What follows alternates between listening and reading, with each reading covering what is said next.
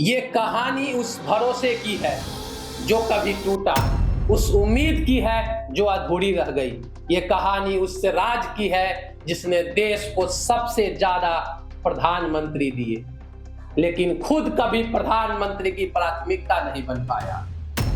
मैं नरेंद्र दामोदर दास मोदी ईश्वर की शपथ लेता हूं कि मैं विधि द्वारा स्थापित भारत के संविधान के प्रति सच्ची श्रद्धा और निष्ठा रखूंगा। अब की बार मोदी सरकार पटना से लेकर पूर्णिया तक, गांव से लेकर शहर तक सब जगह मोदी लहर की बात हो रही थी। लोग आंखों में सपना लिए बैठे थे कि अब बिहार की तस्वीर बदलेगी। 2014 में बीजेपी को बिहार में 22 सीटें मिली थी, फिर 2019 में और भी ज्यादा 40 में से 39 सीटें तक पहुंच गई। यानी बिहार ने प्रधानमंत्री मोदी को बिना शर्त समर्थन दिया। पर सवाल ये है, बदले में बिहार को क्या मिला? 11 साल बीत गए। अगर हम आज बिहार की तस्वीरों को देखें तो वही बेरोजगारी, वही पलायन और वही बदहाली। और तब समझ में आता है कि बिहार को डबल इंजन सरकार का फायदा हुआ न न्यू इंडिया से। ये कहानी उस गहरी सच्चाई की पड़ताल है जो मोदी सरकार की 11 साल की बिहार नीति के पीछे छुपी हुई है। हम शुरुआत करते हैं बेरोजगारी से।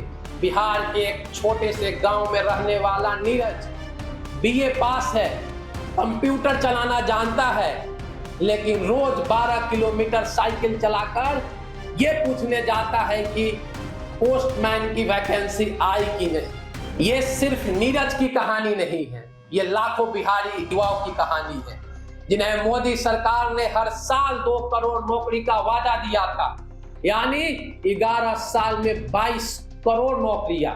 इतनी तो बिहार की आबादी भी नहीं है। पर बिहार में सरकारी नौकरी की स्थिति यह है कि परीक्षाएं सालों से लटकती रहती है। कभी पेपर लीक, कभी कोर्ट केस और कभी सरकार ही बदल जाती है। 2015 से अब तक बिहार में करीब 70 से ज्यादा बड़ी सरकारी भर्तियों में या तो पेपर लीक हुआ है या मामला अदालत में फंसा हुआ है। रेलवे से लेकर एसएससी तक, सीटेट से स्टेट तक, बीपीएससी भी, सभी क्षेत्रों में युवाओं के साथ छल हुआ है और केंद्र सरकार ने कभी इसे मुद्दा नहीं माना, ना सांसद में ना नीतियों में। बेरोजगारी का सीधा संबंध पलायन से है।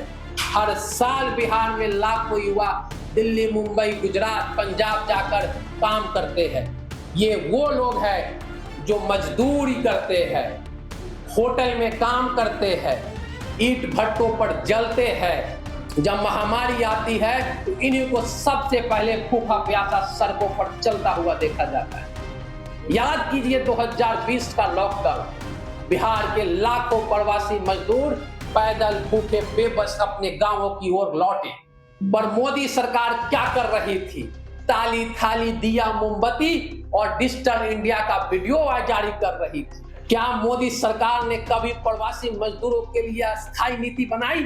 अब बात करते हैं शिक्षा की। बिहार में स्कूली शिक्षा की हालत क्या है? नीति आयोग के एसडीजी इंडेक्स में बिहार हर साल सबसे निचले पायदान पर होता है। यूडेस रिपोर्ट कहती है बिहार में 1 लाख से ज्यादा टीचर के पोस्ट खाली है। यहाँ तक कि गांव में अभी भी बच्चे मिट्टी के फर्श पर बैठकर पढ़ते हैं। और ऊंची शिक्षा, engineering college, medical college, research centre, इन सब पर मोदी सरकार की कोई ठोस योजना नहीं दिखती। जब 2014 में मोदी जी प्रधानमंत्री बने, उन्होंने पटना एम्स के सेकेंड कैंपस बनाने का वादा किया था। आज 2025 आ गया, जमीन तक फाइनल नहीं हुई। स्वास्थ्य व्यवस्था, एक हालिया उदाहरण लीजिए, कटिहार, सुपौल, सिवान और मुजफ्फरपुर जैसे जिलों में एक आम वायरल बुखार के कारण हजारों बच्चों की मौत हो जाती है। अस्पतालों में ऑक्सीजन नहीं, डॉक्टर नहीं, एम्बुलेंस समय पर नहीं आती। फिर भी मोदी सरकार बिहार में स्वास्थ्य इंफ्रास्ट्रक्चर सुधारने की कोई इमरजेंसी स्कीम लेकर नहीं आती। जबकि चुनावी सभा में प्रधानमंत्री बड़ी बड़ी बातें करते हैं। आयुष्मान भारत, मेडिकल टूरिज्म, जन औषधि, मोदी सरकार हर साल 100 स्मार्ट सिटीज का बात करती है। क्या आपको पता है कि बिहार के एक भी शहर को केंद्र के स्मार्ट सिटी रैंकिंग में जगह नहीं मिलती है? गया, पटना, मुजफ्फरपुर जिन शहरों का चुनाव हुआ था वहां न तो कोई वाईफाई हुआ, न सड़कों की हालत सुधरी। अब एक संवेदनशील मुद्दा पे बात करते हैं, बाढ़ और आपदा। हर साल बिहार में गंडक, कोसी, बागमती नदियों तबाही मचाती है। गांव के गांव डूब जाते हैं, फसलें बर्बाद हो जाती है। क्या 11 साल में मोदी सरकार ने अस्थायी समाधान निकाला? कोई बांध योजना बनाई?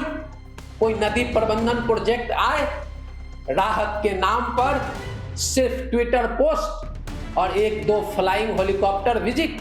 मगर चुनाव आते ही कोसी परियोजना की फिर बात उठती है, फिर भूल जाया जाता है। अब जरा राजनीतिक धोखे पे बात करते हैं। 2015 में जब बिहार ने मोदी के खिलाफ वोट किया तो केंद्र ने बदले की भावना से नीतियों में कटौती शुरू कर दी। 2017 में जेडीयू के साथ सत्ता हथियाई और जब नीतीश ने फिर साथ छोड़ा तब जेडीयू को सबक सिखाने का अभियान चलाया गया। तो सवाल ये है, क्या एक प्रधानमंत्री राज्य के नागरिकों के इस तरह का राजनीतिक बदला ले सकते हैं? अब जातीय जनगणना की बात करते हैं। जब बिहार सरकार ने 2023 में जातीय सर्वे किया तो मोदी सरकार ने साफ मना कर दिया कि केंद्र इस पर विचार नहीं करेगा, जबकि ये वही बिहार है जहां मंडल कमीशन की जड़ें है। क्या मोदी सरकार को बिहार के सामाजिक हकीकत से डर लगता है? किसानों की स्थिति पर भी एक नजर डालिए। पीएम किसान योजना हो या एमएसपी की नीति, बिहार के किसानों को कभी प्राथमिकता नहीं दी गई। बिहार में मंडी सिस्टम लगभग खत्म हो गया है। किसान के फसल औने पौने दामों पर उपज बेचते हैं।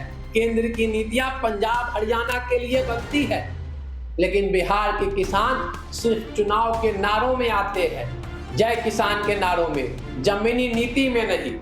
इतना सब होने के बाद भी क्यों नहीं बदला कुछ? क्योंकि बिहार की जनता को सपनों को कारोबार में उलझा दिया गया है।